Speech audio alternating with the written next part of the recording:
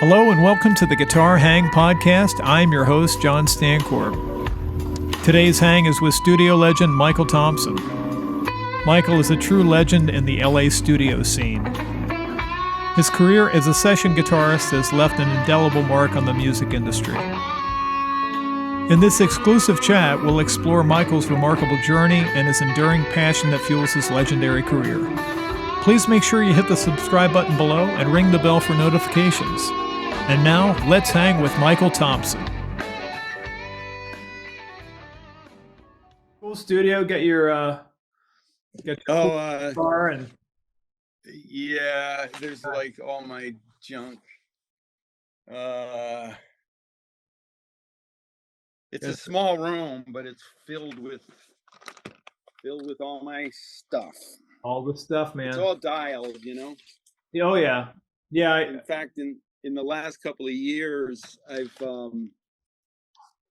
only done, I think, 3 things out of the house, and it was actually kind of a pain in the ass to get everything, because I haven't done the rack thing in quite a while, you know. But of course, that used to be the thing, you know, you roll the rack out. Right. But now I have all my effects that come after the amp or preamp kind of thing on a pedal board. They're mostly Strymon stuff. Yeah. And then I go from that into like a Neve left and right straight into Pro Tools. So the rack's been replaced by a pedal board, but to get ready to like go to a studio took me a full day of like right, because the effects are on a pedal board, but the other stuff that's all on the floor, my volume pedal and the compressors and the overdrives and all that stuff, now I have them just loose on the floor. right. They're all patched in and stuff, but totally not a studio ready, right. like have the cartridge guys come and pick it up thing. Right. The sessions worked out, but it did take like an extra day to just get my stuff ready. Right. Is there obviously nowhere near what you're doing, but the ratio is pretty vast. I mean, the majority of the stuff you're doing at home, I would suspect, right? Yeah. Yeah. I mean, God bless a handful of people that come to me when they need guitars, you know. Few of them I've been working for years, you know. Yeah. They know I'm gonna like spend a bunch of time on it and give them some really good stuff, and of course I always want to hear whatever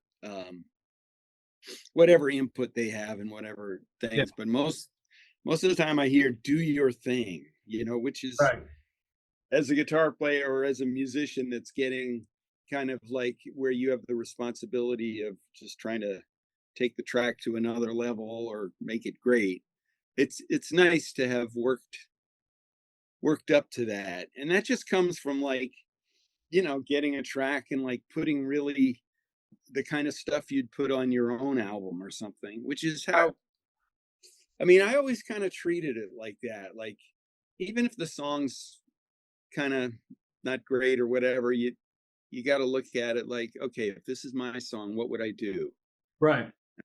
Okay, I'd start by putting some acoustic in the verses, and then I put a clean guitar doing this, and then I'd have an ambient, you know, I mean, I have some sort of signature-ish sounds that I try to get in there, but I think every song is different, you know, and so even though there's similar things you do, I've never felt like I had a clean part 101, or you know, you never want to approach it like, even though you're seeing a lot of the same exact chords on, well, you know how it is, man. Yeah. But that's, you know, that's where knowing how to think like a composer, an arranger, an engineer, what things are going to sit nicely in a track. Yeah. I think Zappa used to refer to his compositions as like a Calder-mobile, where everything is a system of weights and balances, you know, or the Jimmy Page thing, the light and shade thing. Yeah. Something not necessarily that wildly heavy is going to sound heavy compared to something a lot lighter, and just balancing it. I think that's the fun part of, multi-track, putting tracks together, especially when you can Yeah, at home and you've got everything there at your disposal. That's right. And you learn so much by doing that. Whether you're, do you have any of your own records out? no, I spend so much time in the tribute band land. I write stuff and I kind of file it away like, okay, I ripped that person off. The one thing I will say about, to answer that question in a circuitous way, is there's nothing that's been more inspiring to do my own stuff in the last couple months than to talk to you and several other guys that I admire greatly, that are very prolific and writing and just creating all the time. So I've got hard drives full of stuff. It's just I haven't Yeah, put it together, as a yeah, I know. And sort of like setting your mind to like, I'm going to finally do a solo album kind of thing. exactly. You Yeah, know, I've only done that. I mean, I had my band albums and stuff, but as far as like the solo album thing, uh I only have two out, but it was, it's like a thing that clicks in your head. I'm gonna do this. And then each one took like 3 years on and off. yeah, It's not like I went in the studio and 6 weeks later I had this album kind of thing. You get a couple of tunes done and then months go by and get a couple more and stuff. But um yeah, you learn just, I mean, you don't have to be doing your own album to do it, but just sitting down to, when you get an idea. um I like to have, the Pro Tools ready. Well, I can't bring up my sound unless I have Pro Tools on. right. So I already have a session up and two tracks in record. So if I do get something that sounds like it could be a promising idea, I of course I'll put the click up and get the BPMs and play to the click. Or if it's a real promising idea, I'll put a little drum machine thing up and just start getting a flavor for it. And that's how my songs have turned into songs. Yeah, yeah. Last year I had to write 12 tunes for this most recent Michael Thompson band album that came out. Um, uh, when did that come out? Last summer. Um, and they all started with a riff or a thing. And it's cool with the being able to do overdubs and get an idea of like what this could sound like. And Yeah. fortunately, I was working with I hooked up with this singer that did my original album with me in '88. We had a record deal on Geffen. Yeah. It's called the Michael Thompson Band, MTB, and the singer was a guy named Moon Calhoun, who's No. been just a life, a bro of mine for forever. And he had the horrible, misfortune of getting in this bike accident in the Oh mid man. '90s, and he's been in a wheelchair ever since. So I've made three other um, MTB albums for this Frontiers label, right? And Oh, with a couple of different other singers, really good. I was happy with how they came out and stuff. But yeah. during COVID, the main guy at the label said, because they always liked Moon's voice, and they said, "How about you guys getting together and doing another record?" And I thought about it, and there's just so much work to do, to write 12 tunes and to do the lyrics and to uh, get the vocals and stuff. But once I decided to do it, it started coming together, and the two of us found a third guy who's been really good friends with Moon, who turned out to be the great sort of catalyst lyric wise and glue wise. But I was um I was coming up with finished tracks, like Huh. um and it's a lot of the time, I mean, maybe you've tried this where you have a cool sounding track and you want to give it to someone whose specialty is doing lyrics, or, you know, because I don't go there for some reason. All these years I've, always come up with musical ideas, but I almost don't trust my self to just write lyrics, it'd be too embarrassing or something. But although in my old age, I do get like song title ideas um and some lines here and there. I can contribute, you know what I Yeah, mean? yeah. If someone else is doing the Right. main writing and stuff. But anyway, that little threesome of us doing the tunes, me giving them like a finished track and them writing the lyrics to the finished track, really worked great. Actually, it worked better than it's ever worked. In the past, I've tried to do it like that, and a couple of people I've hooked up with have been able to go, hear the tune and go, wow, I hear this on it, kind of thing, instead of sort of getting intimidated by that it already sounds like a finished song, and I don't know what I would do on this kind of thing. And so I tried that a bunch of times. You're just feeling people out to see. I've only had two or three writing uh partners that really connected, kind of thing, which, it's like anything. It's not just some uh well, in LA, especially like in the 80s and 90s. In the 80s, I was playing on a lot of songwriter demos. I mean, on my way, working my way up the old studio ladder, and I went from um, kind of working with lesser lame-o writers, and getting $25 a song, to getting $50 a song, to getting $75 a song, to getting $100 a song, to like starting to work with people who had actually had hits. Yeah. But it was always kind of two songwriters. And then I got bugged with they were always signed to MCA or some publishing company, right? Yeah. And these publishing companies would take notoriously long Oh, yeah. to pay you that $100 or something, right there. So I got bugged, and I had like started playing on like I said, these better songwriters who were, and I say, okay, you got to come up with the money on the session, right? So there'd be like the two writers writing me a Yeah. check for $75.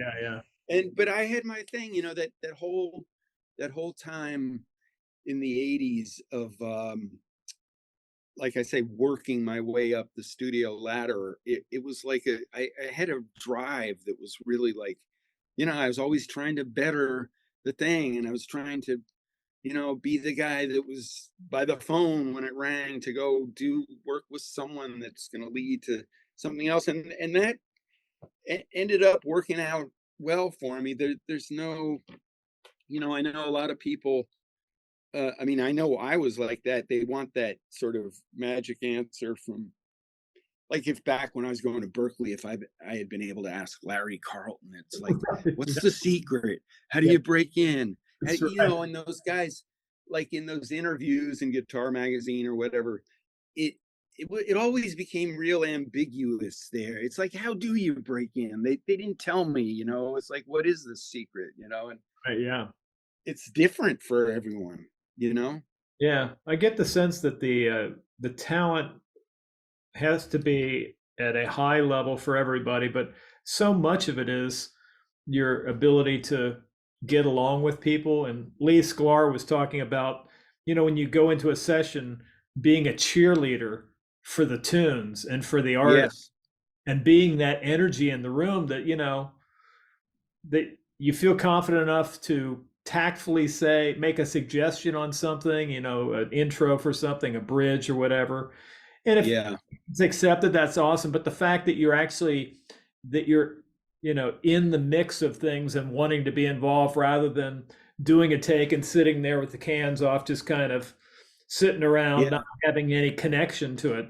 It seems like those kind of things, like you and all the successful guys did, were really invested in every project was important. You may Yeah. feel like it was the greatest song, but you were going to give it your absolute best and be Right. a cheerleader for the session and raise everything up. Yes.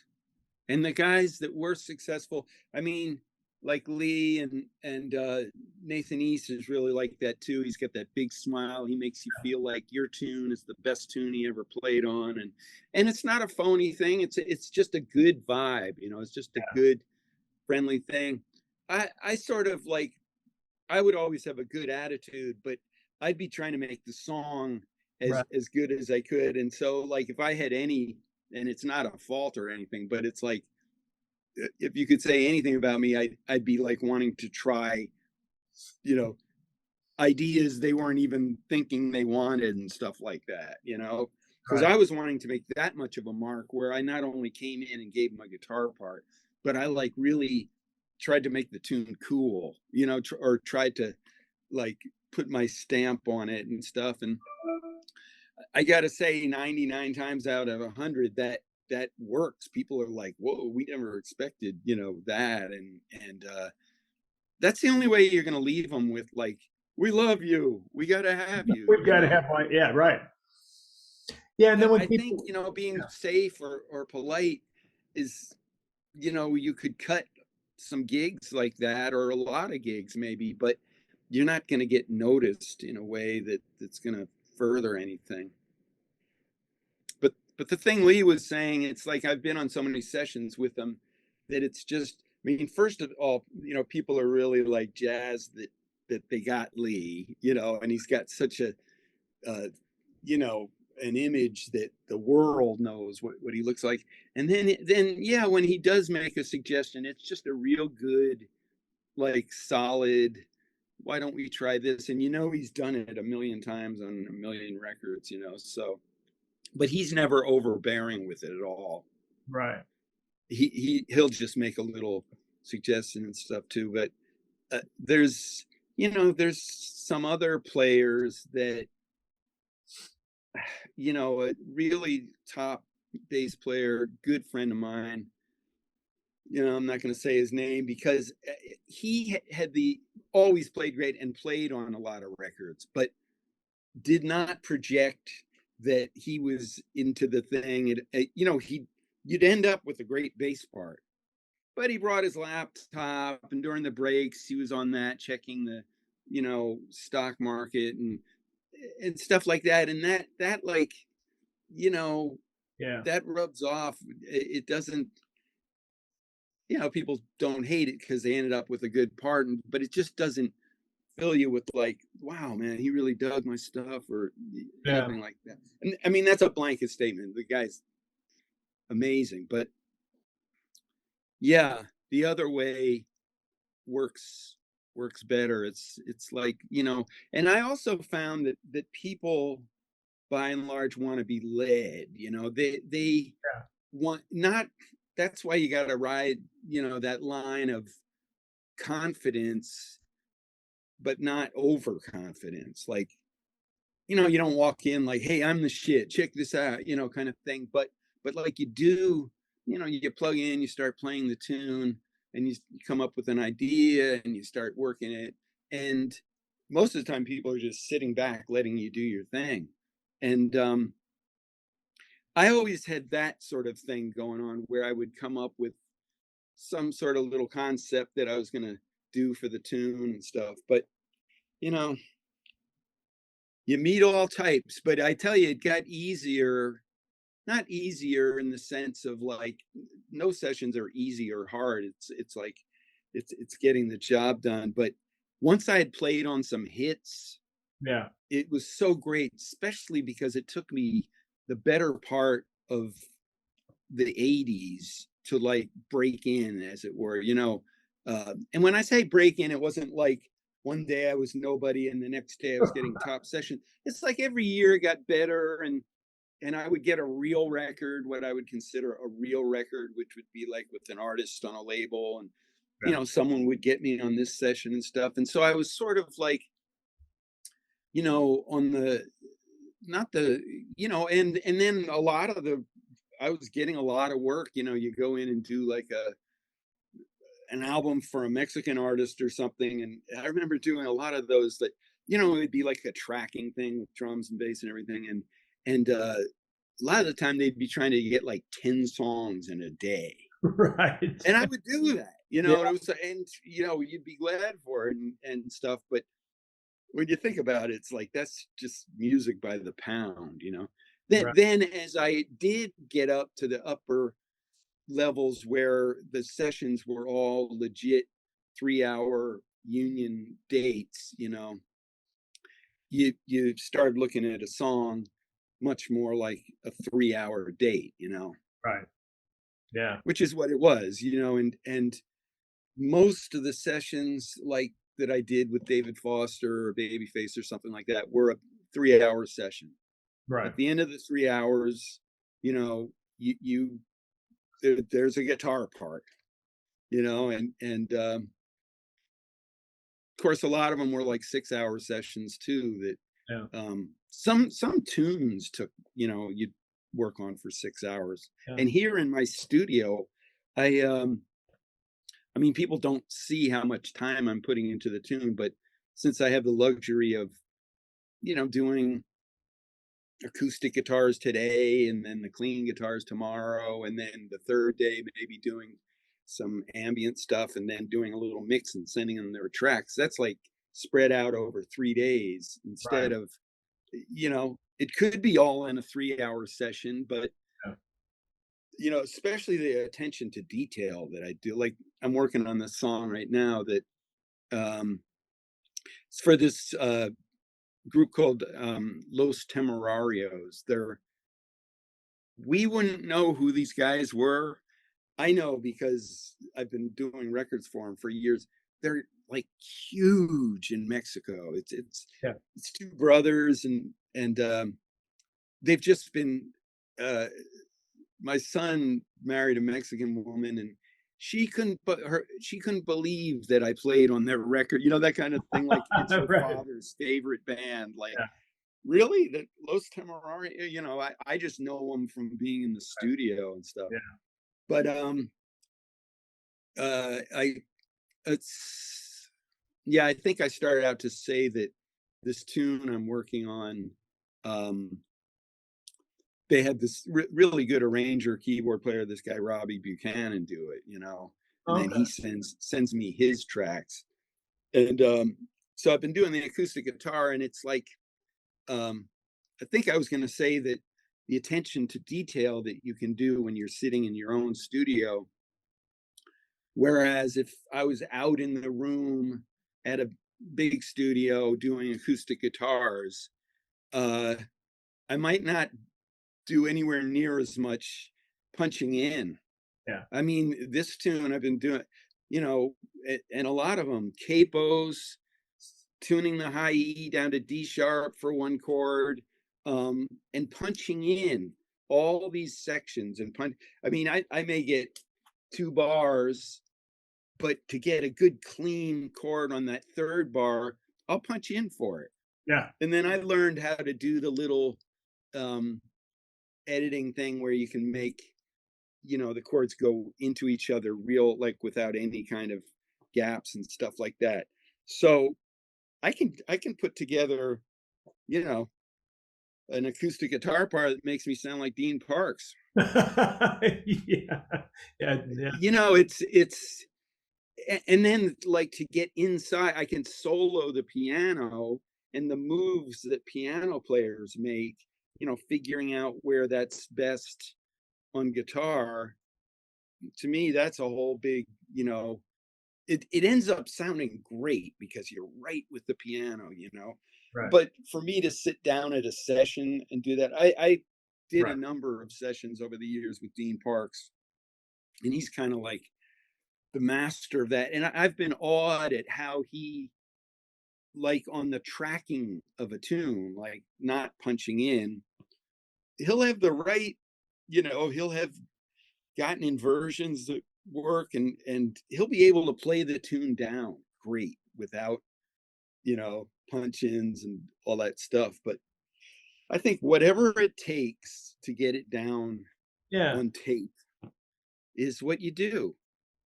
Yeah. It seems like it's such a difficult thing to break into the studio thing at the level where you are. And all the different producers and the different, it's like being a great basketball player that has had the benefit of being on championship team after championship team. You see how a camp around Mutt Lang is going to be, or Quincy's going to be, or David Foster, and then you get Yeah. to engineers like Elliot Shiner or whomever it might be, and just seeing how, and you bring all that stuff now to be able to do it at home, arranging and how to Yeah. sculpt things. That's like you kind of are getting the dividends of all those decades of seeing how these guys work and bringing that back to what you do. So, yeah, That's really true. And it all just absorbs into your musicality, you know. yeah. The things you like, the things you know, spending 25 years sitting next to David Foster. And when we were talking on the phone the other night, I think I mentioned it, it was like, you know, I had this idea that if I ever worked with a guy like that, like prior to working with him, I thought, oh, this guy will have every note he wants me to play, probably written out. Right. And I'm probably gonna have to sight read it. You know, it's like, then it couldn't have been more opposite. I mean, yeah, I was gonna say other than something, but there was never a time where I didn't come in and him just say, okay, what do you got? Or the usual way it would go is my cartridge guys would have set up my stuff. For many years, his studio was at his house in Malibu, a couple of different houses in Malibu, and then there was a period of 3 or 4 years that he worked out of the record plant in Hollywood and stuff. But a lot of the time, most of the time, it was just him punching me in. He would have a second engineer assistant guy on hand, but he had this 3344 Sony. It was like the digital tape thing. Yeah. And David would know exactly where. Sometimes he'd just get me in for a chord and get me out and stuff. But they'd put up a tune, and I mean, a lot of these songs ended up becoming the hugest hits of the 90s, right? But I just showed up at the session. I'm hearing it for the first time, Right. you know. And you know, like when I think about, man, you know, for a lot of people that would be like a super stressful situation. And I never think of my life in terms of like stress, because it was like I more had that resolve, like, man, I'm gonna make it, you know, and I'm gonna kill, and that kind of thing. And I think you got to have that to do anything, you know. And but but I'd play the tune down, just, you know, making mistakes and trying to see what the chords were, and David would be scribbling like the chord chart that I swear, you know, the way doctors write. Right. Yeah. I barely could ever read any of the, and he wouldn't have a nice chart or anything. It would all be this scribbled stuff. And a lot of the time he'd hear maybe one little thing that I played as I was doing that first pass of just feeling my way around. Yeah. It might have been in the middle of the tune, and he would keep that one little phrase that you played and punch around it, you know, kind of thing. But it'd be, you know, sometimes I'd have a more of a, I don't know. Like I said, every song was different. I was going to say sometimes I would have a more clear idea of what I wanted to do, but I wouldn't. It would be like feeling your way around. You know, I'd have some fairy dust in the intro, and then we had a law, a rule that I could never play in the first verse, a real keyboard player's rule. Yeah. You know, working with Mutt Lang was totally different. First verse might have 4 guitar parts. All right. Yeah. And they all work great together. But with David, you know, most of the time it was like a keyboard based, you know, and it was kind of building a song 101. You know, you start with the stripped down thing. But then the B section, I usually would enter and do some little thing. Then you're at the chorus, and it's like, okay, what are we gonna do? You know, and then once you got that, and so that's what the 3 hours would be. You know, it'd be like searching and finding your way through the tune, and then you get to the bridge, and I would always be sort of like trying to find things for my own, like, you know, interest, but also when I would find a sound or an instrument or something, I would then want to use it on a record, right? Right, So yeah. you know, a lot of the time I'd have something that I got together in my own studio, like I had been playing on these Babyface tunes that had this Moog, programmable Moog called a SE1. These guys out here put a Moog in a box and like, you know, but it's the same as the old one, and it had that sound, right? That Isley Brothers sound.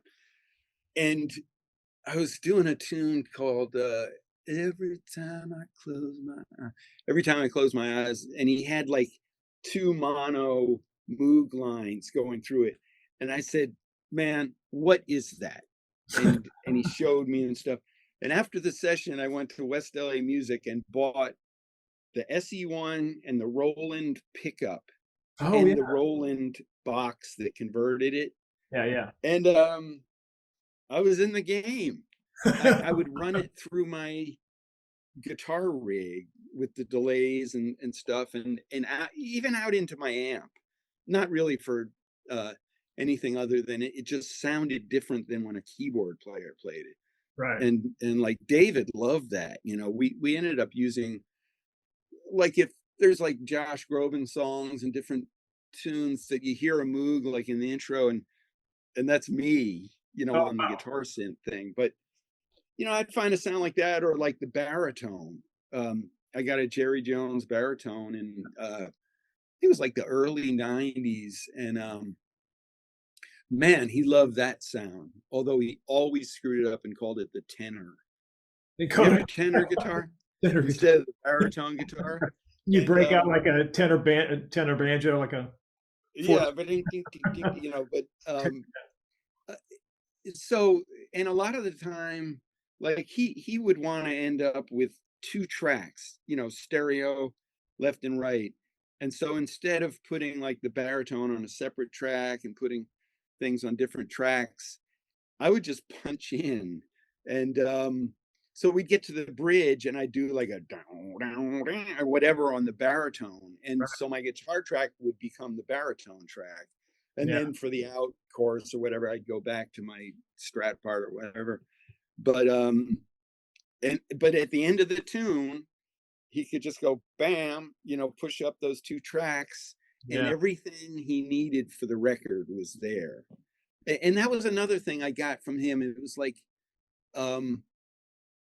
so sometimes I'd be messing around with something at home, a sound or something, and as I was like, you know, getting my sound at his place or something, I would have this sound up, some filter sound or something.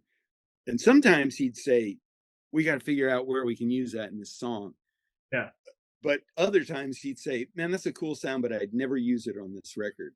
So he had that vision of like the kind of thing that would work and stuff. But like I remember we were doing this Monica tune. It was a pretty big hit. For You I Will. It was called For You I Will. It was a Diane Warren song, you know, #1 song and stuff. But he wanted it to have like something that sounded blacker, you know, kind Yeah. of thing. Okay. And I had gotten this original Mutron 3, you Oh, know, at this place. I think it was at this place called Black Market Music that used to be out here. And it worked great. I mean, you know, of all the envelope follower things, there's nothing that sounds like that original one, you know. right. And so I think I had just gotten that recently or something like that. And so in that song you can hear there's like a wah wah, there's that, but it had the switch on it that would make it go ow ow kind of thing. And you Right. could do like a slidey fourth, like jump, jump, jump, jump, jump, jump, you know, that kind of thing. Yeah. And it was just like the perfect sort of, you know, element to add to that tune. Yeah. Then like a couple of months later, I'm driving down, whatever, and it comes on the radio, and Right. I'm cranking it up, and sure enough, it that part was loud in the mix. Yeah. That was the other thing. It's like the thing of like wanting to know where you're going to be in the mix, wanting to have an idea of like how this thing's sitting, and you can get crazy with like if you're in a tracking thing, having yourself turned up too high in the I mean, you want to hear yourself, but it's a fine line kind of thing. Yeah. Or being in your own studio. And of course, when I'm working on a part, I have it up, you know, abnormally loud, but then you got to see where it's sitting, and that's pretty important, and that all leads to like kind of what you're going to end up hearing on the radio if you're lucky enough to be playing on something that sees the light of day on radio. That was one of the coolest things about my career, and getting to achieve that thing that ever since I was a teenager. I mean, I just thought the coolest thing in the world was to be able to play a guitar part on a song that's on the radio. And of Yeah. course, then, what I was hearing was like Steve Cropper, Soul Man, and, Al Green, the records where you could really hear the guitar, all those Motown records and stuff. My era wasn't quite, the guitar signature thing. I mean, I got them in here and there kind of thing, but um, yeah. So Yeah, the thing about being able to do what you're saying, playing on these great records that you're going to hear on the radio, and then being able to do some live stuff with guys that you love playing with, and the MTB, uh, yeah, and then just having all of those things that you've got the legacy things, that your music, that your contribution to these great legacy artists, and then performing with the Joe Cockers and that kind of thing. It's kind of the best of all worlds. You get the yeah, experience of going out on the road doing those things, and the travel thing, and then having your own band playing on the big records, and then just being in that community of. And I think everybody wants to have a legacy, and you certainly have yeah. that, with the artists that you've played with. I mean, we're talking in the last 40 years, those are the biggest names, right? Quincy, David, Mutt. Yeah, I know, and it kind of blows my mind that you know, I mean, I was in LA.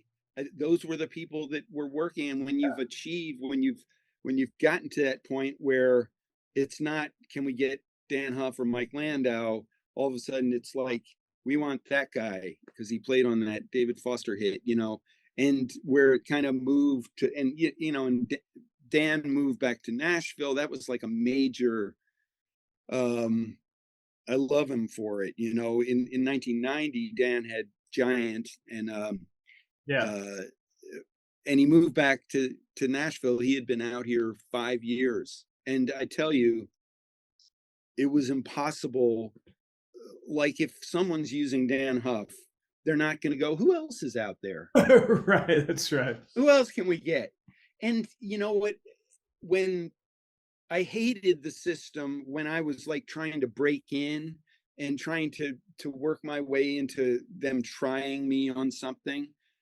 But then you totally get it when you're someone's guy, because Right. they're getting everything they want from you, and they want you, and but it was just a matter of, you got to work your way into that. And but it was kind of, I had a lot of pride, and it was kind of like feeling like you're, but even being third call, but behind those two guys, which was kind of a area I got into in the late 80s kind of thing, where I knew I was on the thing, and I knew they couldn't get Dan or something like that, but I was glad, hey, I was making double scale.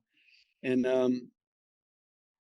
so that was cool, but it always, I didn't have like a chip on my shoulder, but I had like a very strong territorial thing of like, hey man, it took me a long time to work my way here, and it just makes you want to go in and Yeah, do a great job even more, absolutely.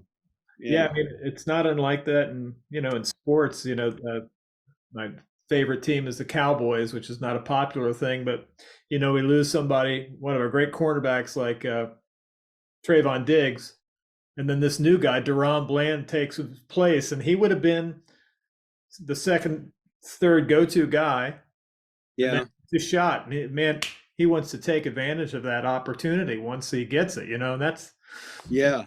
you just go for it and bring all your enthusiasm, all the things. Yeah, and That's true. That's a good analogy. I'm a Laker freak and a Dodger freak. For some reason, football, we just don't go there. My wife and I watch every Dodger game and every Laker game. yeah, But back when I was 15, my father had season tickets to for the Jets. for the And Jets. so I saw Joe Namath, the year they won the Super Bowl.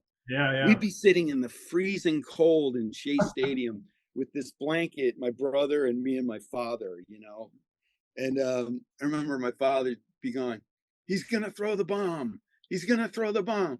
He threw the bomb. And Joe Namath would throw these like Oh, yeah. 60-yard passes or something.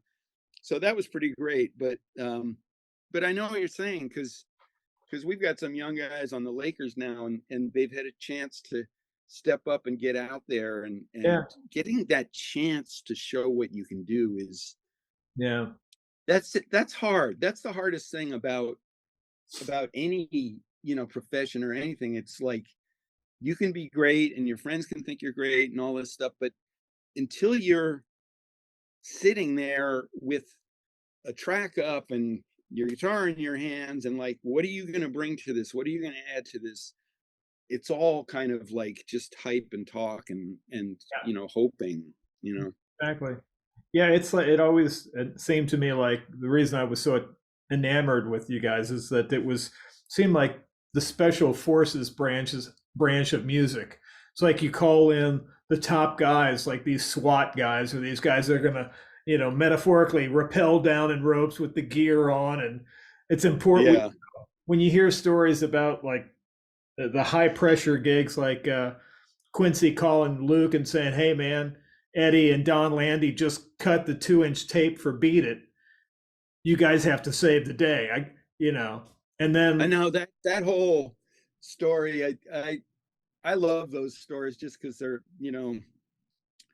um, they're just such classic studio stories and stuff. And we were talking about this the other day about how I've had a chance a few times to get the story from the horse's mouth. The Santana is telling me about playing at Woodstock and stuff, but yeah, um, but yeah, the studio lore that you hear about, like when I'm hearing it from Lukather and stuff, it makes it that much cooler. But yeah, and then you know, Quincy was always like, that's the dream of every musician to be able to, get to that level where you get that call. But he had his guys, and he even though I was working, with David Foster and Babyface and stuff, it was like, well, and Quincy didn't make that many records and stuff, and so he had, but he was working on this album called Q's Juke Joint, yeah, and friends of mine were playing on it. John Robinson's always kind of been his drummer and stuff, and sure enough, like David Foster went in and just played piano on a tune or something, and he said, "Hey man, I think Quincy's going to call you. I told him to call you, and like, okay." And then a couple of weeks went by and I didn't get a call. And then I get a call and they're in the studio and they put Quincy on. I didn't do that thing where you hang up and go, "This isn't Quincy," kind of thing. right, yeah, But he was in the studio with a guy named Greg Fillinganes, who I've worked oh with yeah, a real lot. yeah, great player. And Greg rang me up and then gave Quincy the phone. And so I went in and I was only supposed to play on one song, and I ended up playing on that tune. And then and we didn't start till late, like maybe I think we didn't start till 10 or something at night. And he's like a night owl kind of guy anyway. And so it's like one, and the first tune came out good and stuff. And he's like, tells the engineer, hey, why don't you put up that Phil Collins tune or something? And so we do that. And then put up another one. And so I ended up doing 4 tunes, and it was 4 in the morning. And he's sitting back telling stories of, like,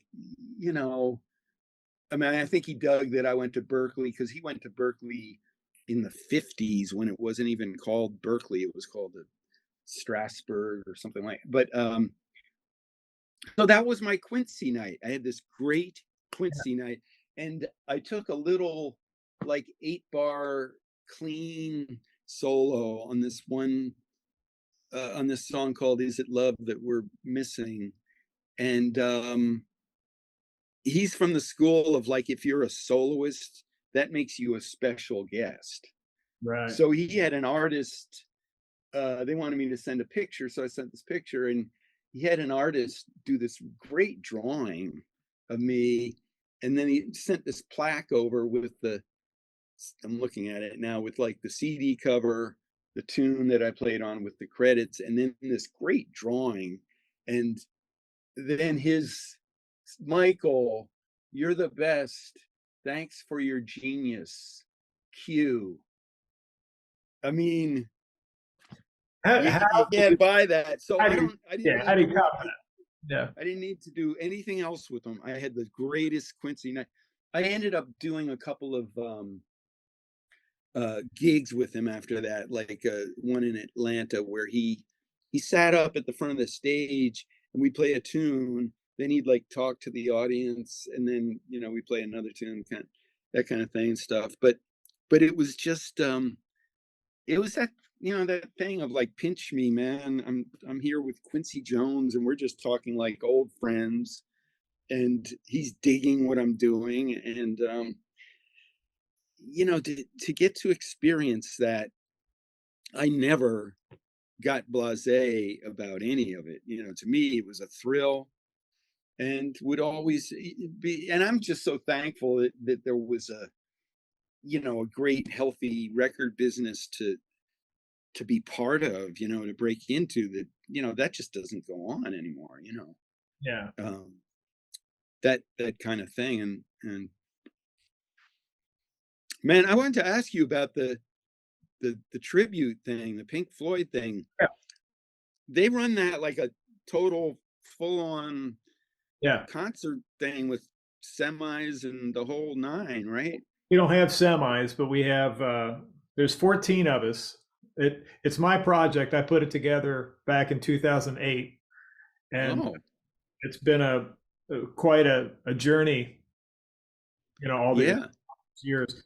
But we've got 8 band members. Sometimes we'll have a third singer, so that's 9 band members and 6 crew people to put everything up. But we do everything from the first album to the very last. And then it was in 2018, I got a call from Scott Page, the saxophone player that toured with Pink Floyd. When I was 22, I Floyd, and this guy, Scott, he grew up with Page and Luke and Carlos. He went to, forget what high school. My wife is a huge Dodger fan. She grew up in LA.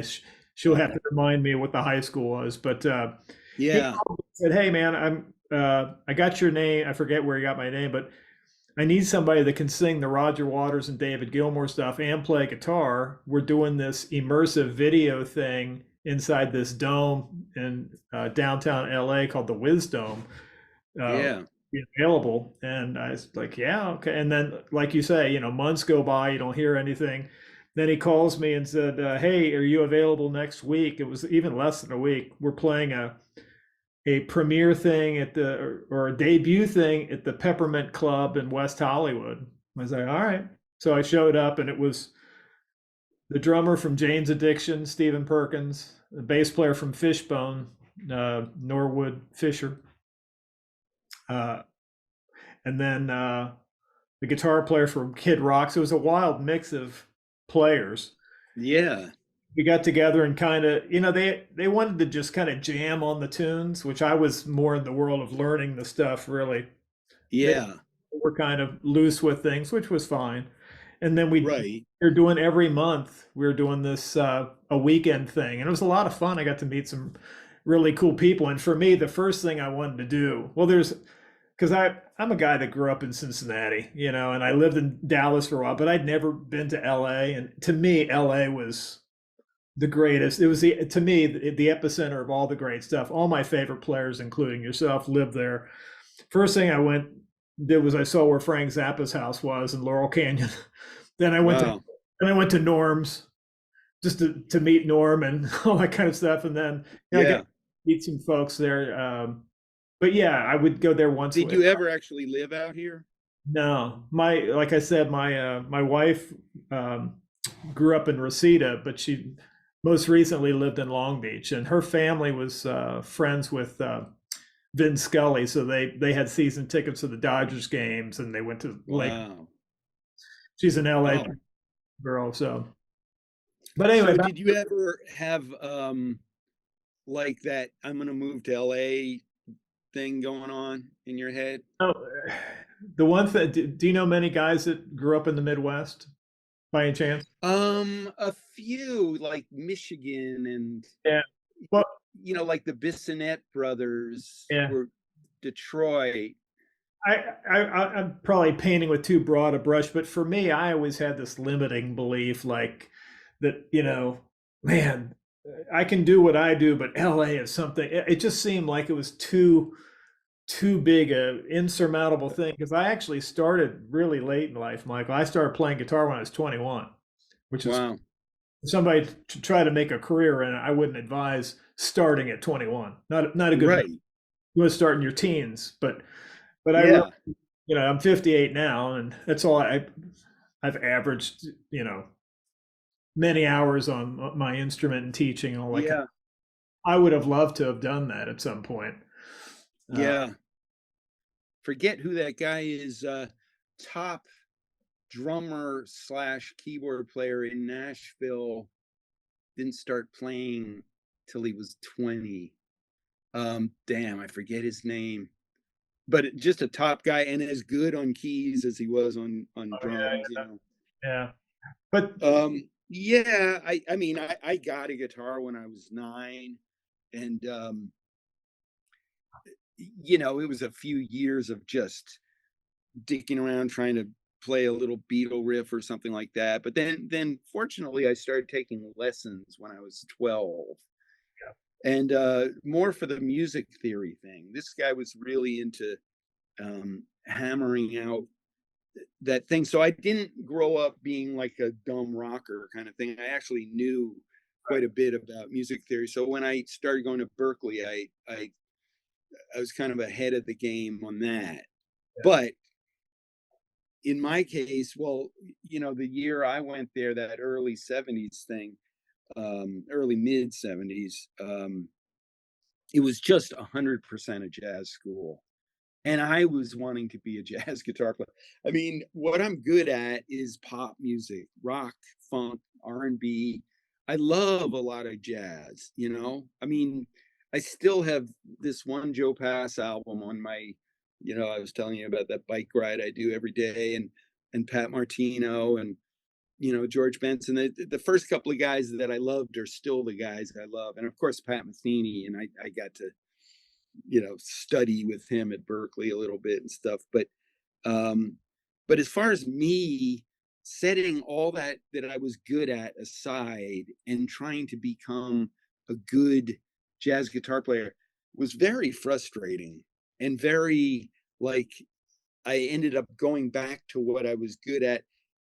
But like everything, you of course you absorb all that but to like at 18, try and become like a really good jazz guitar player when you've grown up playing in the garage, Zeppelin and the good thing about I mean, it's probably the same with you, is like, I grew up on Long Island, and there was like a set list that every band did, and it had like, Sam and Dave and Motown tunes and rock tunes and stuff. And it wasn't just rock, it was like a full sort of pop thing, but so anyway, I guess all that to say that you end up using all the stuff you get. But I was miserable at Berklee in a lot of ways. I mean, like one day I remember walking down the hall and I hear out of a room ahead of me just a guy that sounded really like the real deal. Like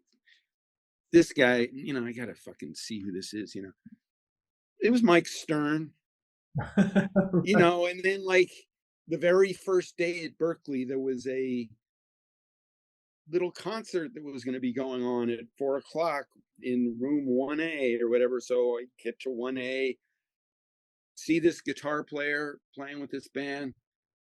Great. John Scofield. Right. New guitar player comes to town. He's amazing. Pat Metheny. What I mean? So like the top guys now in jazz were there when I was there, and they were unknowns, Right.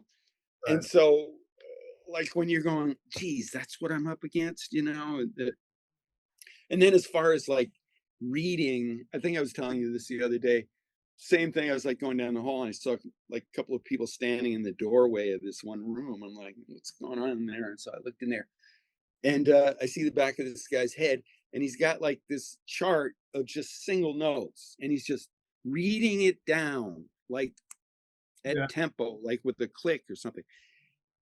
It was Jamie Glazer, who's like one of the best readers ever. He just had this uncanny knack for being able to read. And that bummed the hell out of me, because I was, fortunately, I've been able to have like this whole nice career playing on records and doing a lot of fun things that didn't require having to do that sight reading that I was so deathly afraid of, Right. I mean, how do you get a guitar player to turn down? Yeah. Yeah. Well, it's funny because even, there's a story that Luke told about being in a session with Lee Ritenour, and the sheet that they had put up in front of him, and they had taken a break and had smoked a little something, and Jeff always had the killer nuclear weed. Yeah. Had a little bit of that, and then came back and we're setting up for the session, and the music's in front, but they, at the last second before the count off of the tune, and they were recording it was a TV session going straight to tape, on the floor. The last second, Lee Ritenour switched music, and then so Steve played the part, and he was like, "Thank you." Yeah. Man. Those things don't come up a lot, but man, I can imagine that would be unnerving. Well, and the whole thing about being like afraid of being booked on a movie date where they expected you to sight read your ass off, that ain't gonna happen. I mean, with all the money involved and all the deadlines and stuff like that, they're gonna go to, I ended up doing a bunch of movies, but it wasn't because I could go in front of John Williams and sit down and do that with a 60-piece orchestra behind me. But George Deering can do that. Yeah. And he's done it on just movies for decades, and I did a couple of movies with him too. And it's like, awe-inspiring. I mean, this cat would show up with like a big giant anvil thing on wheels with like all these instruments in it. A lot of them are like tuned to get guitar stuff, but like, ouds and, kodos and all sorts of stuff. And so he was just a one-stop. You're going to get, whatever you need from this guy. And so he just stayed being the guy, but, I would get a call to do like a specialist kind of lead guitar thing on something, or and have to follow charts and have to do a little. I would always feel so good about myself, like if they had a little thing, because I like to see the notes. I just don't like the pressure of, having to sight read, because I got to really figure it out and where I'm going to play it on the neck and stuff. But So, you know, I got to do that, but you know, the movies like that I got to be featured in were like the you know, the Tina Turner movie, What's Oh, Love yeah. Got to Do with It? Angela. Yeah. Yeah, if you ever see that again, the whole all that guitar is me, you know. Yeah. There was one real sort of emotional scene where she was all beaten up at the hotel and she runs across the street and stuff, and the guitar tracking her and stuff like that. And that was me, you know. Stanley Clark did the score to that, and we had been I had been doing well. I had done that Animal Logic thing with him, and he had started using me on these movies that he was scoring. Oh, nice. But that's different. That's like the two of you sitting in the studio, you know, doing it. It's not some high pressure. I did do a few of those high pressure in a big giant scoring stage thing, and you just don't want to be the guy that screws up. Right. Yeah. I heard another Lukather thing like early on. You know, he was getting known as the hot guy to get and stuff like that, but he got booked on a I think it was a movie, and he came and it was like, you know, horrible 4 page of single notes kind of thing. And he said, man, I don't feel good, you know, and he went home sick, you know. But yeah. Yeah. Those, I think you can, when you haven't done that, lived in that world, what you create in your mind is so much worse and so much bigger and so much more ridiculous than it. So it's great to hear a story where, you know, you came in with the thing of, I'm just going to do this and bring what I've got, bring my A game, you know, Yeah. and it's all going to work out. And it, you know, here we are 40 years later. And Yeah. And that thing I said about I think, I mean, from my experience, that people want to be led, you know, they want you to show them, and in a humble way, you know, not like, you know, but way more than like, we have a pretty good idea what we want, you know, just check out what we want, you know. No, give us a suggestion. Hey, check this out for the chorus, you know, blah blah blah. I like that, you know, that kind of thing. yeah, Hey, you're the guitar player, you're the expert there, you know. yeah, But also being open to anyone's, you know, suggestions, or because another thing besides being easy to work with and everything is being able to read the room and read the, like, are they digging this like real quickly, and am I going in the right direction here? And sometimes, very few times, but sometimes it was not what they were looking for. Like one time I can think of, and that was just failure to you know, what was that movie? Uh, Bill Murray was in Japan, Lost in Translation. translation. Yeah, I used to do a lot of Japanese in the 90s.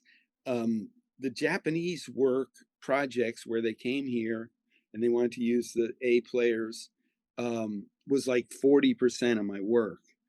And again, it was for big Japanese artists and stuff, but you didn't know them from Adam, you know. And a lot of the chicks had like a squeaky voice, and the songs were not, you know, they were just like so much of the time just trying to cop like the LA sound, you know, overdone arrangements and stuff like that. But I was at this one session and they were people I hadn't worked for before. And you come in and there's like 10 people. There's Mr., you know, Ota or whatever, and he's the cat like from the label or whatever. And you meet him, and then there's you know, so and so, and there's the engineer, blah blah blah, and there's like, you know, 10 Japanese people.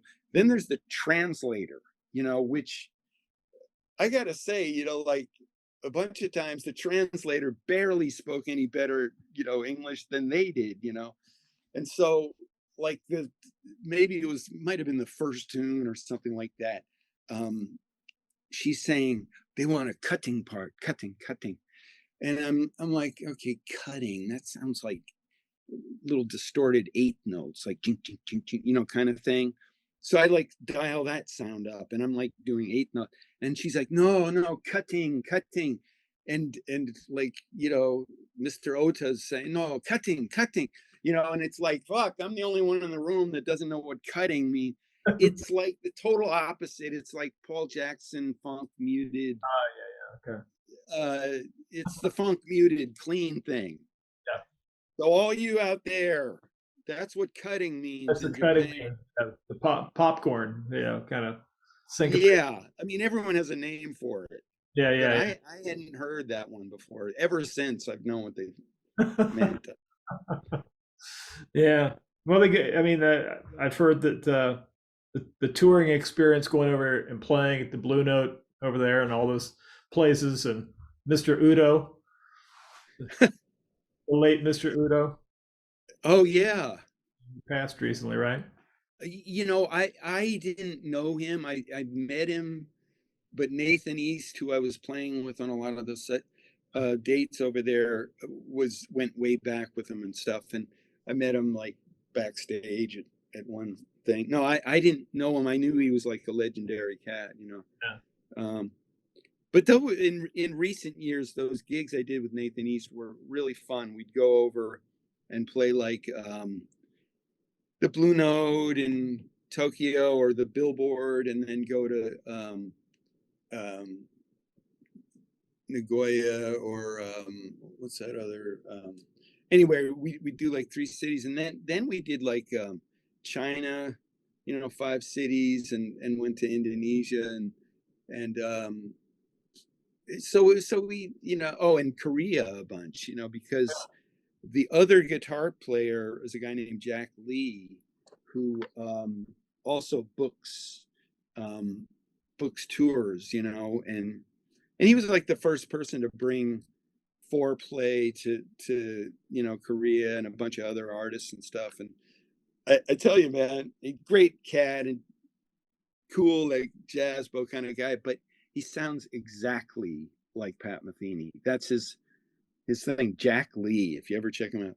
Exactly. Yeah. Every note is Pat Metheny, who's not an easy guy to sound like, but Right. Jack's kind of like devoted his life to sounding just like Pat.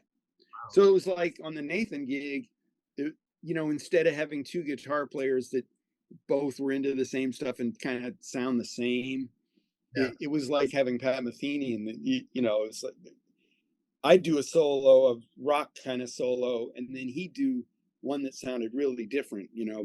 So it worked kind of well doing it like that. Yeah. That's all. Yeah. There's a couple of bass players that are on my wish list to interview, and at the top of the list would be Nathan. He seems like he would be a delightful guy to have a conversation like this. So yeah. yeah. Well, I can put in the good word. Or have you gotten in touch with him? I don't have a contact information for him to send him. Oh, I'll have to get you something. Yeah, I can let him know. He's been pretty good about. We've both done the same kind of things. He's been a good friend. You know, I met him in I think it was '86, and he was already a name guy, you know, but he, you know, he was still up and coming kind of thing. I think he was playing with Kenny Loggins, and he was, you know, starting to do some big records around town and stuff. But there was a jingle place that I had started working at pretty regularly, and they would use all different guys. That's where I met Lee Sklar. I think I was telling you that the other day. And, you know, you're in to do a 30-second commercial, but it's like, you know, Lee Sklar and Rick Marotta and you, and, you know, that kind of thing. And so anyway, they had Nathan do one day, and we had like a little break. Usually they got you in and out of there. There wasn't much time to jam, but I think we had a minute. And I started playing Good Times by Chic. Yeah. And Nathan, like, you know, jumped right in there. And so we're funking it out on this thing. And the woman that booked the sessions was good friends with Nathan. And a couple of days later, I was back there to do another session. And she said, yeah, Nathan said he's got a new favorite guitar player, you know. And I'm like, that meant so much to me. And we just kind of hit it off on that level. So over the years, he was a really great friend to have, because, you know, like having someone that's a friend, but they never recommend you for gigs and stuff. That's fine. You know, I mean, I there's people like that too. Um, but in Nathan's case, it's like whenever he could, like whenever he had enough clout on something, he would get me on it, you know? Yeah. And that's like, Yeah. that means so much to you, you know. It's just Absolutely. Yeah, and those are the things that, you know, as we get further along, those kind of relationships are the best part of what we do. You know, the kind of brotherhood and the friendships and because, you know, every day, every week, every month, we're hearing about guys that we're losing. You know, yeah. seen for a while, some people we've admired for decades. You know, and so it becomes more and more important, those connections and those bonds and friendships and that kind of thing. It does, and it's kind of like there isn't a lot of time to, I mean, like it used to be just life was going to go on forever, you know, this Right. unending thing. And you know, and you know, I'm a little older than you and stuff, and it really gets clear about the, you know, you've always heard life is short. Oh, yeah. Life is short. That's true. Absolutely true. It really, you know, when you look at it you know, when you're 20, it's not short, but you know, so, and then I've sort of been at that place of like, you know, wanting to create because it makes you feel good, and it gives you a sense of like that you're not just doing nothing, but also being lazy, and but not having a deadline. I mean, it's you gotta, I have to kind of push myself to do something, because I've done last couple of years, I've done a couple of these music library things, and I only actually have one that's out now. It's through this a really big company called APM, that a friend of mine said, "Why don't you do one of these?" They're basically 12 2-minute tunes that don't have vocals. You know, it's the stuff they play in the background for TV shows, and people go to this APM website and they listen to all the different composers, and when they find something they like, they license it, you know. Okay. And you get your writers, and I let me see, it was like 8 years ago. I broke my ankle. You know, I'd never broken anything in my life, but I broke my ankle. And so I had this cast on, right? And I'm a real weenie when it comes to something like that. It's like, I'm never gonna make it with this, you know, like what am I gonna do and stuff. And this guy had been talking to me about doing this music library CD. And so I took the opportunity to dive into that. Yeah, yeah. And even though I was freaking out that I had this cast on and a broken ankle and stuff, I would come out every day and write another tune. And it took me like a month or so, but I finished up that thing and got it to him, and the company released it. And then like a year and a half went by or something, and I get this BMI check. And I swear, I mean, I've had some little covers here and there. And then I had a publishing deal where they ended up paying themselves back and stuff. So all that to say, I've never seen anything from BMI except for like $1.19. Yeah. Just really embarrassing numbers, you know. Checks like for $7,400. I'm going, this is a mistake. I'm going to keep this money. You know, a musician will never give back the money. You know, it's like, but this isn't right. I didn't make this money. And the thing that threw me was this guy who was my connection. I just delivered the tunes, like tune 1, tune 2, tune 3. But then he named them, because you got to have a name for them. And he named the CD Let There Be Sun, you know, because they're all supposed to be sort of up kind of things. And so that title was on there, and I knew that I didn't ever have anything to do with anything called that, Then I went, wow, I wonder if this is that. Of course, it was that thing I did. And then since then, it keeps, I don't know what it shows, like what countries people are, Italy and France and stuff, people are using these pieces, but it's been like, 30 grand later. And so I'm like, okay, I got to do another one of these things, man. So that's right. Earlier this year, I just started, and it's a really good thing for me to do, because I was kind of doing that anyway, where you come in your studio and you get an idea, but it's just, instead of writing the big chorus and then trying to get lyrics to it and stuff, you keep it like, okay, you start with something that catches someone's ear, and the first 8 bars is a thing.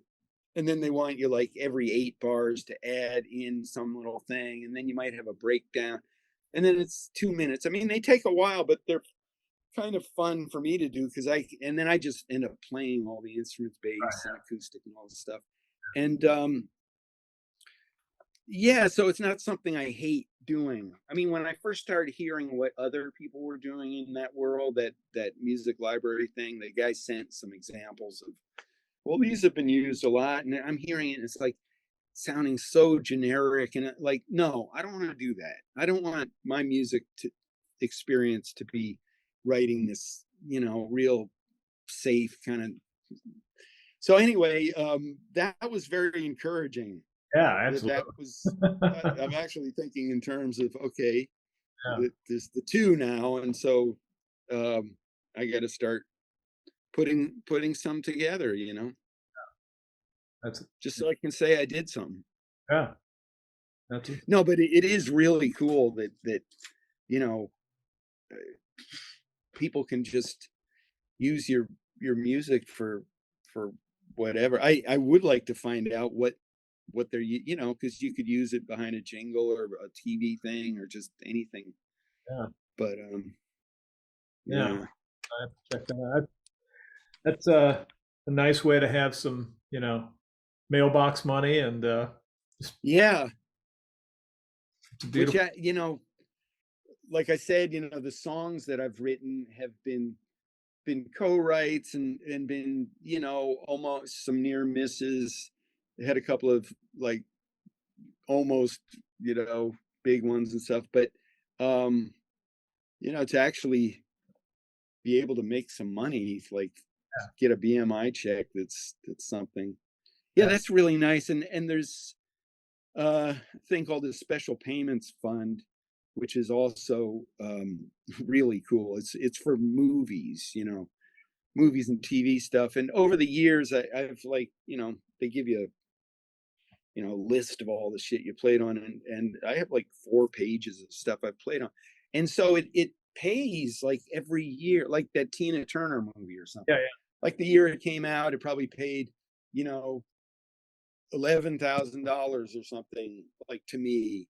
And then, the next year, 10,000, and 8 or 7 or 6 or whatever. But those movies that have been out for 20, 25 years and stuff still pay into this fund, and it's a beautiful thing. It's really cool. It's kind of like getting royalties on without being a writer per se, like record royalties kind of thing. But that's a nice check that, is, you gotta love it. Oh yeah, that's a beautiful thing, especially those unexpected ones, the kind of, yeah, love it. Yeah. Man, we the first time we talked, we probably burned through 90 minutes and did that again. It's just my wife told me not to yap. She said, you just love to hear yourself talk. And I'm like, no. Well, the great thing is the stuff that you're saying is awesome, entertaining. We, just get along famously. So I appreciate you for being so generous, and you got it, man. And I feel like I got a new friend. Absolutely. Yeah. Well, my stepdaughter's getting married in LA in April, so I have to come and look you up. Oh, for sure. Out there in April. So. Nice, man. We'll go to my Mexican joint. Oh yeah, we love the Mexican. Well, I've got this great Mexican joint called Gilbert's, that is like the perfect place to take your out of town friends for the great like homemade Where is it? Mexican. It's called Gilbert's, and the guy that makes my guitar is a guy named Greg Bach. Grew up out here, and he's been going there since he was a teenager. And he turned me on to it about 15 years ago, and I've gone like every week since. But people will be in for the NAMM show or whatever, and you take them there, and they know they came to LA and got the great Mexican hit, you know. What part of LA is it? That's in West LA. That's like Pico and 26. It's actually, that might be Santa Monica. Okay, Santa Monica. Okay, yeah, I have to ask Wendy if she's hip to. Like I said, she knows that whole area. Grew up in Reseda, but she's lived in Long Beach and all over. So, is the wedding right in LA? Yeah, Glendale. Oh, yeah. Where it is, Glendale. So cool. So how long are you gonna be out for?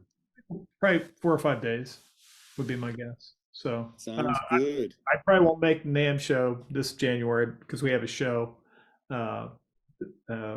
in Covington, Kentucky, but hopefully the next year. One thing I've been asking folks to do, if you don't mind, is to just do a little bumper thing and say, "Hey, this is Michael Thompson. You've been listening to the Guitar Hang podcast with John Stancorb." Just so I can make snippets. This didn't go live. No. I'm just recording and I'll edit and well, let me know what the link is, and I'll do the Facebook thing at least. Yeah. So if you could just do a little bumper thing where you just say, "Hey, this is Michael Thompson, and you've been listening to the Guitar Hang podcast." Oh, for your show. Yeah.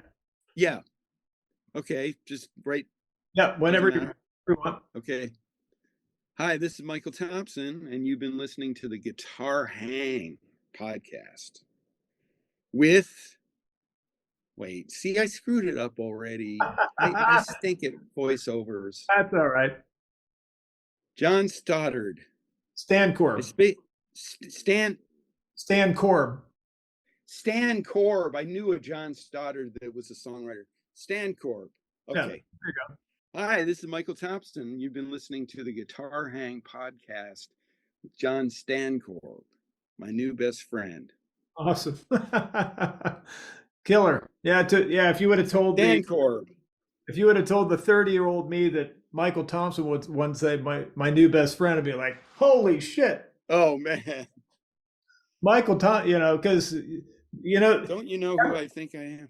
Everybody has like their favorite sports guys. For me, it was like I mentioned, I'm a studio guy. So my dream team would be you and Luke and Dean Parks and Jay Graydon and Dan Huff and Tim May and Dennis Budimir, all those guys. Even Tommy Tedesco and all. Those you guys were my guys. Kind of like special forces. Everybody has their heroes. It could be the Sandy Koufax era Dodgers, or it could be the Kobe era Lakers. That's me. Yeah, to me, the greatest basketball player that ever lived was Kobe. I think he was just so inspiring too. And when you think like he would go out and shoot 1,000 threes to try and make that game-ending three, and when you look at it like that guy doesn't roll out of bed and play like that. And we got LeBron now, and he's just an amazing. How is that possible? That a 39-year-old guy is playing like that, the best ever. Yeah. We got a game tonight, Philly. Well, yeah, got to beat them. We're doing good. It's like we've got these young guys that are really go-getters, and they weren't big draft pick guys, but they hustle their asses off, and then we have Kobe and AD, which is pretty great. Yeah. So, my stepsons they grew up in LA. They've only been here in Raleigh for a while, but they love basketball, and there's always a Lakers basketball in the driveway by our hoop. Every time I pull in, it's right in the. So. Oh, really? Lakers stuff all over, and I've got some Dodger memorabilia. My wife's got my big sports team is the Cowboys, but I do my baseball team is the Dodgers and the Rangers. Oh, So it was yeah. so exciting for the Rangers to win. I never thought I would be a baseball guy. I mean, I grew up playing Little League, did like 8-year-old, 9-year-old, 10-year-old, 11 and 12, and then didn't think about baseball for so long.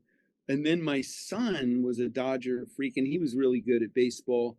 And about 8 or 9 years ago, my wife and I started watching, and every year they do really well. I mean, if they had been sucking, but it was so frustrating this year. I mean, we won 100 games. You know, we got these great guys, Mookie and Freddie Freeman and stuff, and it's just we imploded on the, in the playoffs. And it was Arizona's year. They ended up getting beat by Texas.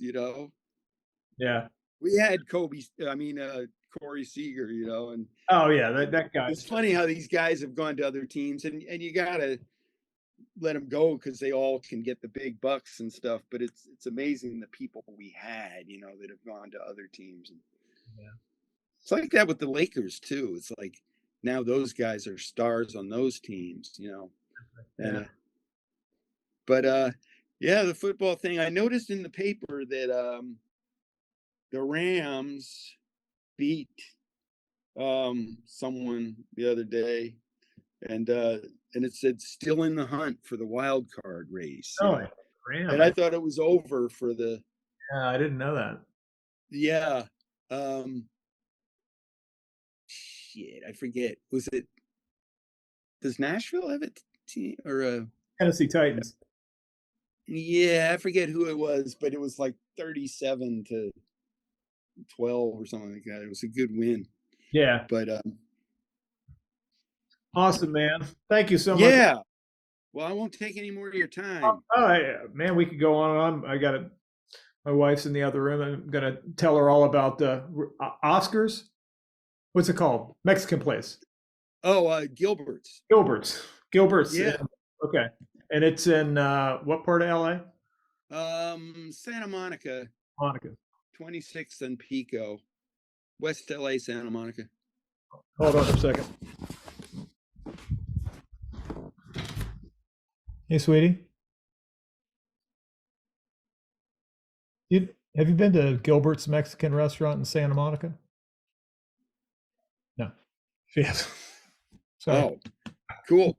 Yeah, I would have never known about it if it weren't for my friend. Yeah. We'll have to hit. She'll have to come.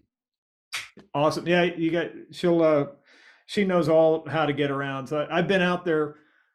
I would just go straight to from John Wayne Airport to Studio City, and I had an Airbnb there, and I would go downtown LA for the gig, but then I would just do whatever I could when I was off, and there was just so much to do, and I didn't know a ton of people.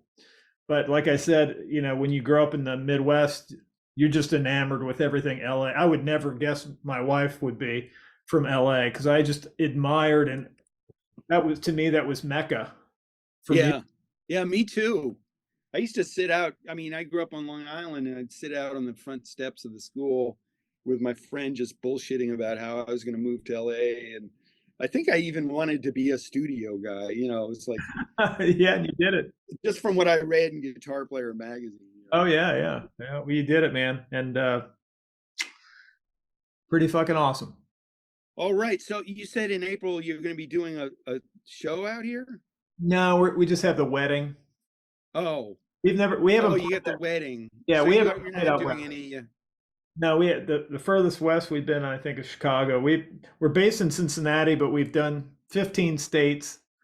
We don't have the budget that the Brit Floyd does. Everything that we've done in 15 years has been I've financed everything, so it's just been really, and it's been great. We've built a following, and people have said really great stuff. And I've gotten to know some people in the Pink Floyd camp, like Tim Rennick, the guitar player that grew up with Gilmour, Barrett was his scout leader, so I've become friends with him, and I'm friends with David's ex-wife Ginger and his son. But to me, my biggest hero of all time is David Gilmour. I wouldn't have a Gilmour. My friend Greg Fillinganes did his last tour. Yeah, the and and I mean, I knew Greg used to play with Clapton and stuff, but I said, had you been talking to him or something? He said, no, he just called me out of the blue and said, do you want to do this tour? I mean, Greg's a world-renowned musician, but he said it was so great, so much fun, that tour. Yeah, and he had at one point he had Chuck Leavell and Greg. Oh wow! Like, fuck. Jeez. Yeah. I mean, there's a version of Chuck Leavell singing the Roger Waters part of "Comfortably Numb," and hand to God, it's the best version I've ever heard of somebody singing "Comfort." And I sing it every night myself. But really, it all sounded so great on that. I love his piano. I didn't know he was a singer. He's not known for that, but damn, if he's a fine singer. And then, of course, Greg. I got to meet Greg back when he was touring with Toto, right before Mike Porcaro got sick. Oh, he took over for him, but they played a 4th of July thing, so I got to meet Simon and Greg and of course Luke and David Page and Joseph Williams and those guys, and they were just, again, it goes back to that thing of when you idolize these guys, you put these guys up on the Mount Olympus and you get to meet them. And they're just a great hang, and they're funny as hell. Luke just was. Yeah. He really is funny. I mean, and I like him a lot more when he's not drunk, you know. But even drunk, he was like one of those guys that could somehow keep it together a little bit. But his book was, I was laughing out loud a couple of things the way he described it. That is like, that one thing he said where he did that tour with like his first big tour with Boz or something like that, and saved his money from it, and he came home and he had always wanted a BMW, and he went to the BMW. Did you read his book? Yeah, the Gospel Accord. And he said like you know, so go to the BMW dealer, and the guy wouldn't even like, you know, pay any attention to him or show him the car or anything, and he had like $19,000 or something. And he shined him, and he said, so I did what any, you know, self-respecting, you know, teenager would have done. I ran home and I told my mother. And she goes back down to the BMW dealer with him. So, yeah. But I mean, it was a lot of shit. I was just like cracking up. He is a funny guy. Yeah. Yeah, I happen to have a guitar that's on the cover of his album. Or that. Oh. And believe it or not, this is a Sterling. It's not even a Music Man. It's like some knockoff. This thing is amazing. Wow. It's an amazing guitar. What do you mean a knockoff? It's Sterling licensed these Indonesian guitar. I think it's made in Indonesia. Oh. But it's not a made in America Music Man guitar that's made in San Luis Obispo. I see. And they call it the Sterling model, but it's really the same transition pickup, same bridge. Yeah, it's got the push-pull 10 dB boost thing. Yeah, great, and the bar is incredible. Very nice. Is that what you play on your gig? No, I play John Sewer guitars. Yeah. This is it. The Mateus Asado model. Nice. Yeah, it's got the bar that goes up a little bit, but it's, yeah. So the Gilmore stuff, you don't do it with a single coil? I do. I have another, I've got the, hold on.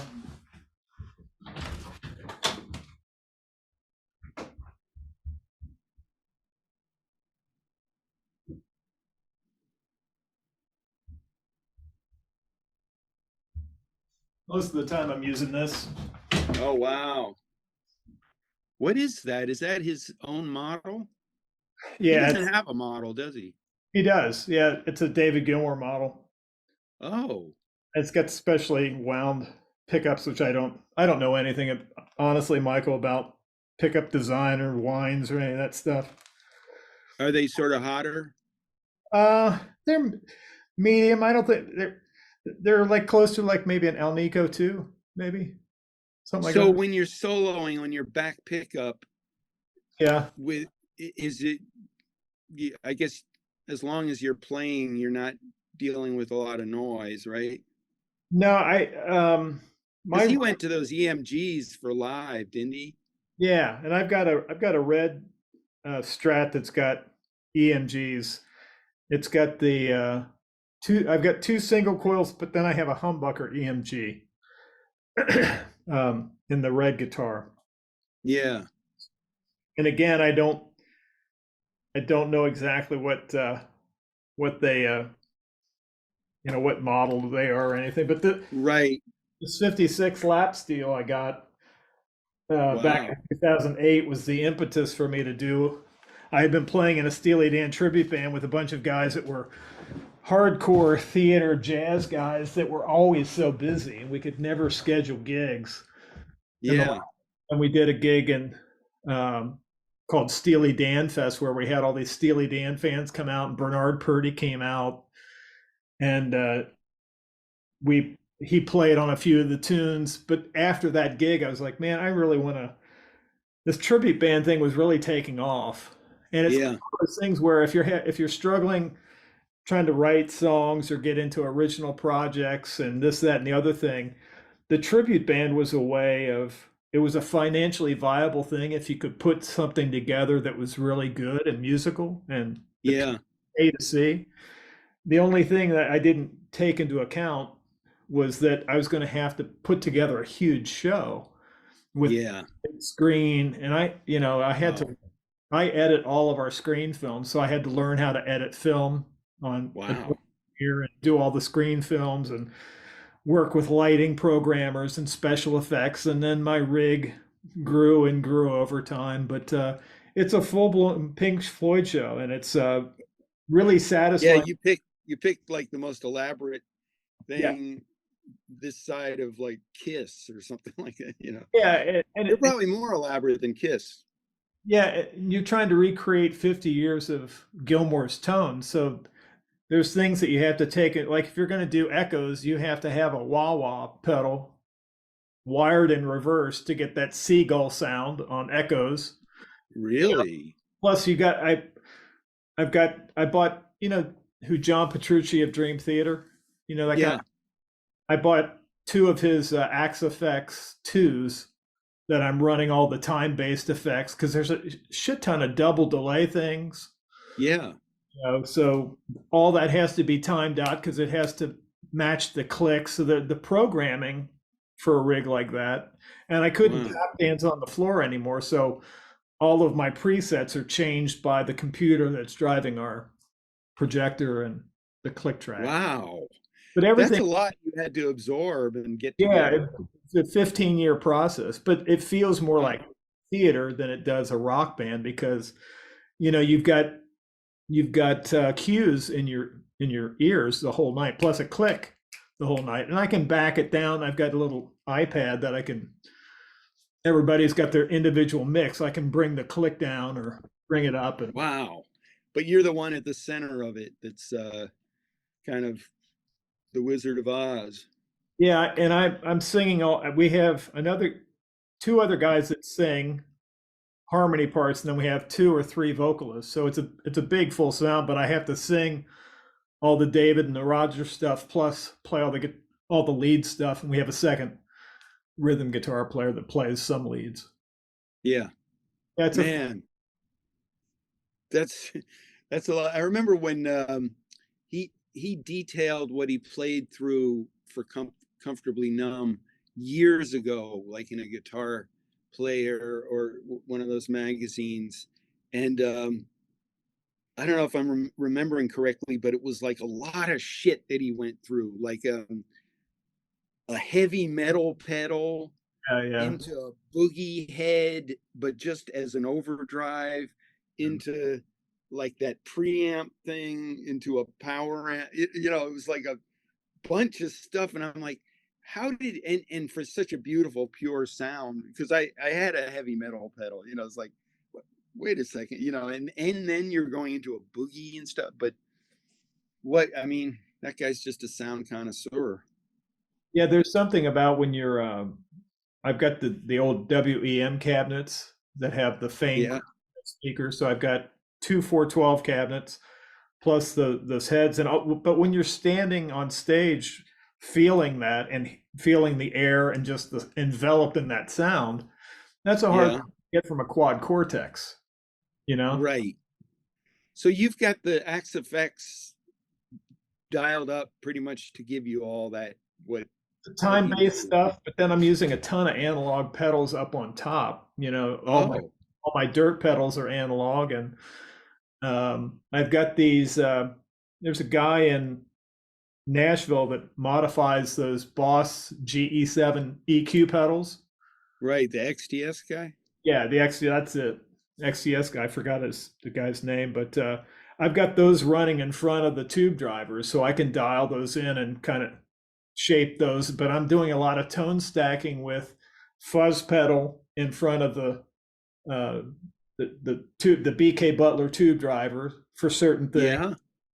And then I've got the Cali compressor for certain things. So I'm wow. Still learn. A fuzz in front of one of those Chandlers, I would think, or BK Butler, I would think that would be way too much compression, like just a blob of sound. But I guess if you turn your volume on your guitar down a little, because I've messed with that too, like going into a fuzz face first, but turning my guitar down a little. I love that sound, Yeah, these are, I forget who makes these fuzzes, but they're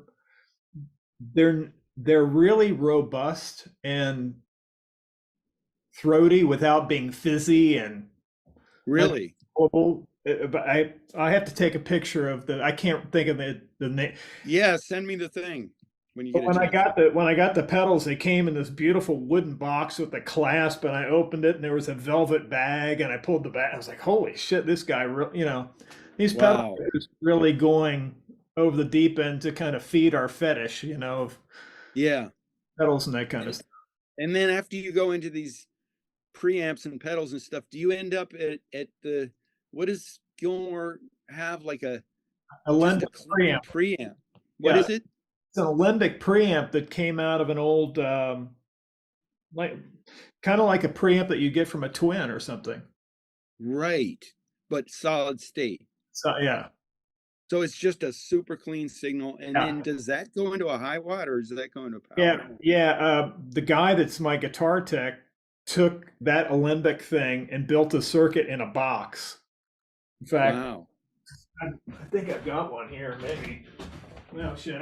I'll send a picture to. We'd be here all night pulling out shit, but built it into a box that just has just the knobs from it. He took that whole single space Alembic preamp thing and made it into a box.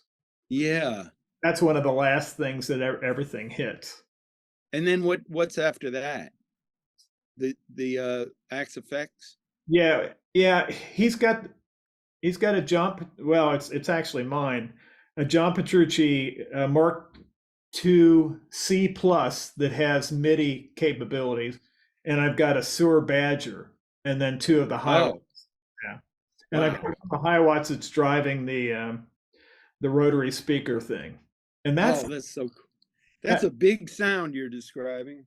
It's the secret sauce for comfortably numb. When you hear that rotary it thickens things up in a way. It's like, oh, wow. I always thought it was chorus, but it's actually. And then I saw Gilmour in '94 on the Division Bell tour, and he had those Doppler spinning speaker things. I was like, oh shit! Right, that's that thing that weighs a ton. You said Yamaha makes that, or made it?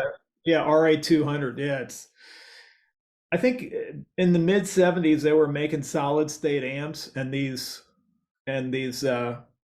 Leslie speakers. I don't know how many people. They didn't make a lot of them. I haven't seen. Yeah, Tom Bukovac did one of his shows. He had dragged that into the room.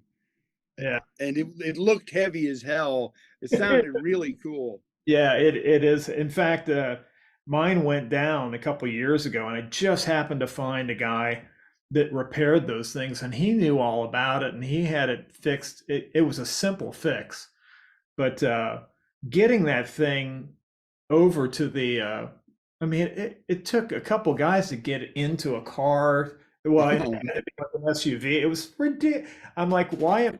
But then you forget all about that stuff at sound check when it's set up and everybody's getting ready to play, and you're yeah. in the zone. It's like, oh, why would I ever doubt this?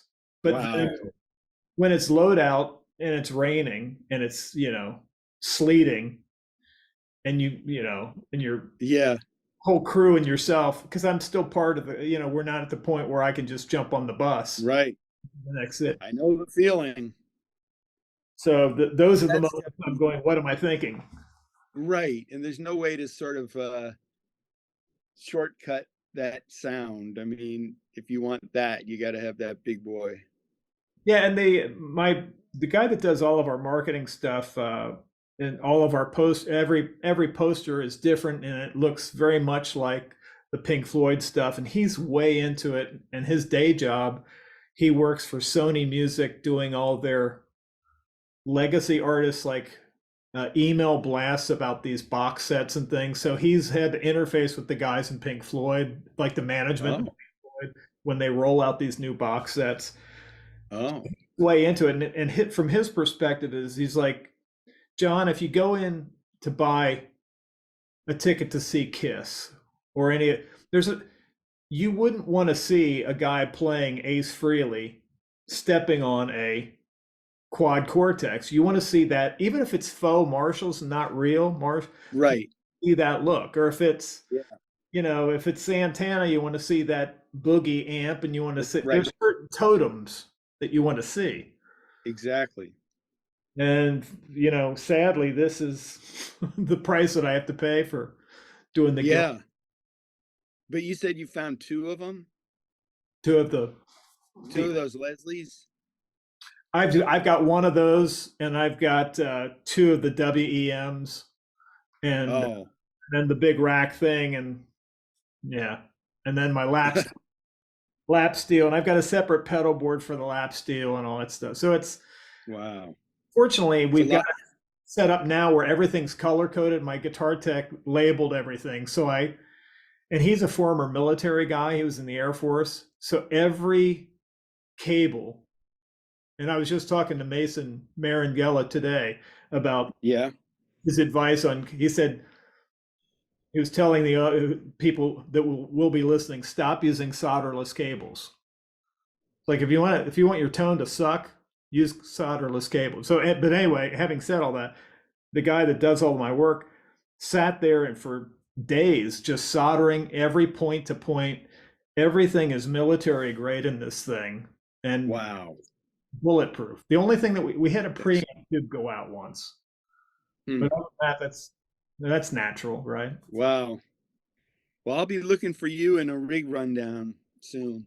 Actually, I'm gonna do my own because I know Jason Shadrick, the guy that Yeah. he's a super nice guy. I met him at a Joe Satriani thing, and he's super busy. I said, man, I'll fly out to do I won't be happy until I can at least have somebody interview me about my rig. So I Yeah. may just have somebody come out poised and I'll call it the Guitar Hang rig review or something, a play Right. rundown. That'd be cool. That Give would us an alternative to John Bollinger. Tom Bollinger and Jason Shad. My dream would be to be able to do this where I could fly out to your studio, fly out to, and kind of what Mason is doing, but Yeah. uh, you get the idea. Just being able to. Yeah. And he's been not bugging me, but bugging me about doing one of those things that he's been doing Yeah. about the studio guys and what they, playing those parts from the songs. And I love him. He's a good kid. I think I told you I've known him since he was 26. He just looked me up out of the blue and said, I want to build a pedal board for you. And he was ready to make one of those beautiful pedal boards and not charge me and stuff. And I went, you know what, this would be a waste of, your time and stuff, because at that point already it was like I couldn't have, gotten use out of it on the road and stuff like that, because it was, like I said, it's scattered around my studio and stuff. But we've been in good touch, had many Gilbert's lunches, and and stuff. And so he really wants to do this. And I started seeing the other guys' ones, Eddie Martinez and Tim May and stuff. And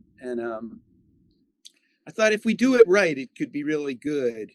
And then I'm like, what am I mean, what am I getting out of this? You know, there's no real reason to do it other than all of us guitar players love that shit, you know? And so it's with me, it's like sort of picking like 5 tunes, you know, that would be good ones to do. 5 or 6 tunes that, so he said a couple of the other guys hadn't really done their homework and shit, you know, and I would have to actually check out the parts and get the sound and you know, really be ready to do it and stuff, you know. But I've decided in my head now that I am going to do one, and I said, but it's got to be better than everyone else's, you know. Well, I would expect nothing more. I mean, that's the only way I'll do it, you know. Yeah, exactly. That's the way to do it. Yeah, I mean, if you feel like Nathan would be up for a conversation, that would be amazing. So, yeah, he's been pretty good about that. He likes to, you know, talk and promote himself and stuff. He's one of those guys that just stays enthusiastic. Yeah, you gotta love that. And loves, you know, I mean, he's spent so much of his time on the road. He has a great family, and when he comes back to town, he's doing, all of a sudden doing sessions, and then he's clapping, you know, back out with him and stuff, and it's cool. I could not do as much traveling as he does, and I like a thing like once a year or something, like going somewhere. But man, he, like, we went to, you know, Japan all this times and stuff, and we were, you know, on one of our trips. I think we went over 6 or 7 times, and he said, "Man, this is my 82nd time coming to Japan." Can you imagine that? 82 times, starting in the early 80s, you know? Yeah, I mean, that's like, you know, we're talking 2 trips a year. Yeah. Yeah, in between Clapton and Foreplay and Kenny Loggins, all the people he's played with and stuff, he just kept going over there. But yeah, that's a lot of time. Yeah. Okay, I'm gonna let you go. Man.